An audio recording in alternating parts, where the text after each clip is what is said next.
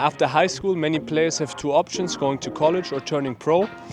There are a lot of key differences between college tennis and pro tennis.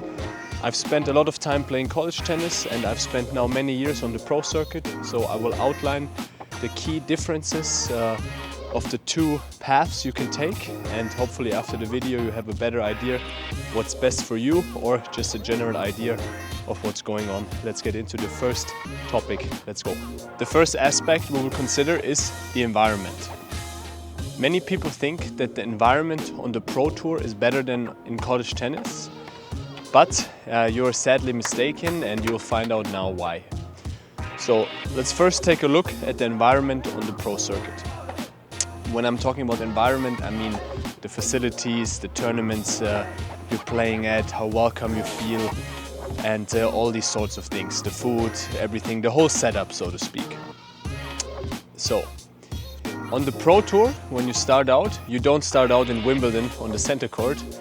You start out in a small village, playing in a small indoor facility. If you're lucky, there's bright lights, and if you're lucky, they have something else than just pasta and tomato sauce to eat for lunch. So on the pro tour, in the beginning, it's really not that glamorous.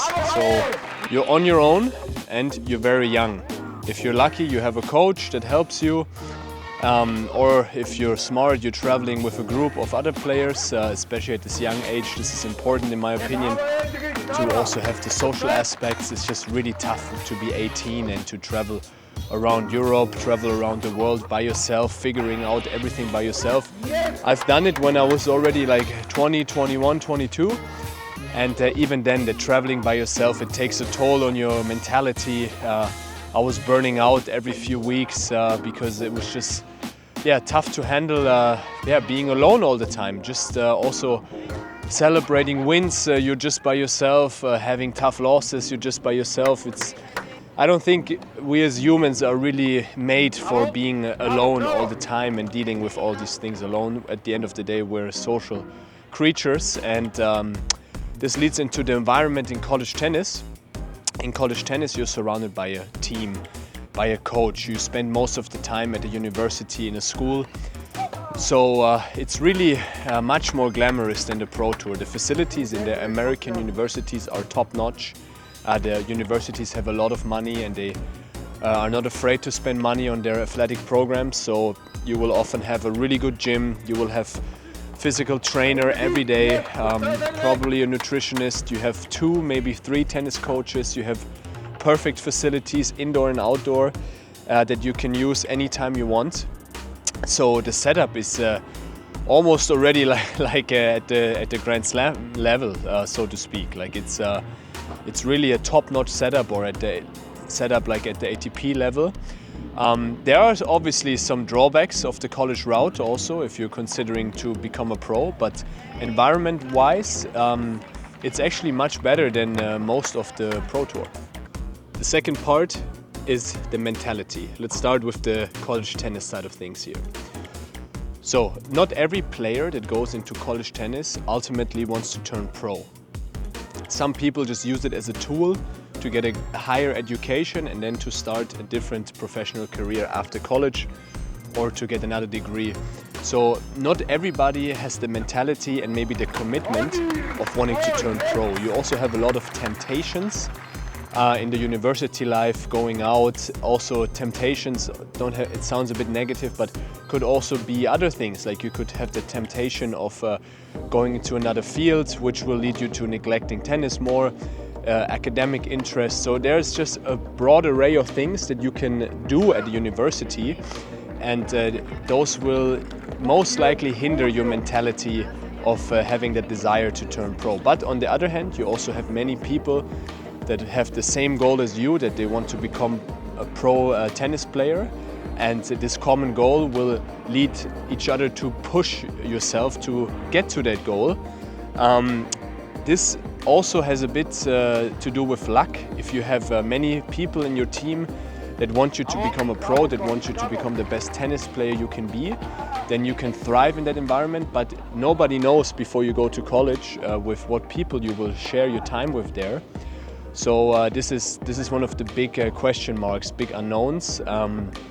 And also, not everything in the college tennis realm is laid out for you to be a pro. I will cover later the opportunities of how the ATP, ITF and college are working now together. But for now, also know that when you're playing college tennis, your full mental commitment is on the team matches. So 9 months out of the year, minimum 5 months, you will be fully focused on playing for your team, and you cannot focus that on gaining ITF points, ATP points, and pushing forward your professional career. So the college time is also an investment, where this is how I did it. I told myself, okay, now I have 3-4 years to improve myself physically and my game, and this is really crucial to notice beforehand, that maybe you cannot play every future tournament that you want or go to every pro tournament in this time in college. Alright, so the mentality on the pro tour is completely different to the one in college. So in college often you also have the big unknown, how high is the level of the competition, because you're not in that competition week by week that is necessary to make the points to get to the top of the game. But if you turn directly pro, even if you start at the lowest level, the futures, you will be confronted with the competition to get to the next level on a weekly basis. And you will deal with losses, you will deal with victories. You are just much more into the scene of pro tennis. So, and everybody around you wants to become a pro. So even if they are your competition, you will be in an environment where everybody is striving for the same goal. This is a hyper competitive environment, which is not easy to deal with, and which will either make or break you in the end, to be honest. This is one of the advantages. If you put yourself early at a young age in this environment, you will have years of time advantage towards your competition, who maybe is in college, and I wouldn't say it's taking it a bit easier, but if I look at myself in college, I was doing a lot of other things and not like laser focused actually the perfect word, not laser focused on becoming the best tennis player I can be. I thought I was, but then being a pro full time showed me how different the commitment is. And ultimately this commitment can be a big pressure for you, because if that's all you're doing and you're not seeing successes, it can lead to doubts, it can lead to fear of failure. It can also lead to like some negative comments from your surroundings, even from your family. But if you can handle all of this, in the long run, you are better equipped to take your game to the highest level possible.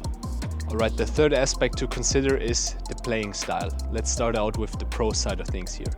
So, on the pro tour, every player that is at the top of the game has his or her like unique identity. Like they've developed their strengths, they've minimized their weaknesses over years while facing the best competition in the world, and they found out what is working uniquely for them, and then they've been working on these aspects and improving. They have developed, so to speak, certain weapons in their arsenal which lead them to success. And if you look at today's top players, they have multiple weapons. It's not just that the top player has a great serve. They have a great serve, great forehand and move well. And obviously they can do all the other things to a very high degree as well. But a good example is maybe Matteo Berrettini. He has a huge serve, has a huge forehand, and maybe some people would say is a bit limited of his double-handed backhand, but he has an excellent game plan utilizing a lot of the slice. So you cannot really attack him on that weakness speaking about on a very high level. So he's a really good example, in my opinion, of someone that has a very bulletproof game, and that's why he had such a continued success and on the Pro Tour, which is very, very hard to achieve. So the playing style on the Pro Tour, everybody's looking to maximize their strengths, minimize their weaknesses, and not necessarily play super attacking. I mean, the top players, they all attack, and if you give them easy balls, they will finish them. But just to have an overall very aggressive and also controlling type of game. And why this is important, you will hear when I cover the college side of things. Even players, maybe like Hugo Gaston or Moutet, where you would think they are more defensive. No, they control the game also if they can, and they will crush you, because they can play very good angles, they have good drop shots. So it's really all about having a lot of elements to your game that you can use on different surfaces at different tournaments in order to put a lot of pressure and damage to your opponents. In college tennis, the playing style is a lot different compared to the Pro Tour. The thing is, in college tennis, you are there for 4 years, and the coaches, they are judged by the success of the team. So their premier goal, their prime goal, is to get you as good as possible in those 3 to 4 years. So you're coming in at 18, 19, you can improve physically, mentally, technically, strategically. Everything can be improved when you're 18 most of the time. And they will look for the fastest ways to do so, that you can get success for the program and also success for yourself. The problem is, if you're looking for fast success in tennis, oftentimes this leads to a more defensive style of play. During my time in college, a lot of guys, instead of developing an identity to be an attacker, because attacking is always a bit more complicated than defending, many guys, they developed a very defensive playing style, like being behind the baseline, getting very physical, being like top-notch physical shape, and just defending, hoping for mistakes from the opponents. The problem is with that, with this playing style, at the top of the pro game, people are dominating, are aggressive. If they have time, they will crush you. So this playing style can only get you so far. So this is one of the biggest dangers in college, that maybe your game will not be fully developed because you're looking for not even short-term success, is a bit aggressive to say that, but for mid-term success, which can hinder you in the long run. On the Pro Tour, you go in and basically you have to say, okay, I'm 18 and I'm committed to this goal. I have now 15 years to achieve success. Maybe more, maybe less, obviously, but at least 10 to 15 years. And if you keep on working on your game plan when you're 18 and build that game plan, build your body, build your mentality, in year 4, 5, 6, you can make tremendous strides when out of a sudden you have an aggressive game that dominates people, as opposed to someone who maybe directly goes into a more defensive style of playing, where they give charge to the other guy and where they rely on, okay, this person is going to miss. They typically stagnate earlier. Obviously, there are examples of players that play more defensively and they still make it to the top, but really look at the players on the Pro Tour, and even the ones where you think that they are not super aggressive. Watch what happens when they have easy balls and they can control the game. They will end the point, they will win the point. So playing style wise, something you have to look out for in college, or the big difference is that many players, they too early get too physical, too defensive, and stop improving their aggressive game and stop improving the technique of their shots. They rely often too much on physicality and also mentality, because they're very tough. So this is something to look out for. Obviously it's not everybody, but this is one of the big dangers of the playing style in college tennis. To come full circle, there are a lot of differences between college tennis and pro tennis. It's very important for you to know what is my goal. If you want to become a pro, you can do it with both routes. If you want to be academically great, obviously you have to go the college route. This is very important. Know where you want to go and then be aware of the path. The college side of things has huge advantages, as I've pointed out in other videos. And going directly pro has advantages. It also has drawbacks, because definitely mentality-wise it's tough in the beginning to be a pro when you're young. Both sides, pros and cons. In the end, you have to go your own unique way. This is a huge thing. I urge you to go your own path, find your own way, because you can copy some of the elements of other people's success, but at the end of the day you have to make your own path, because this is truly, in my own experience so far in the world, this is the only way to reach true success. So I wish you good luck. I see you in the next video. Subscribe to the channel and all the best.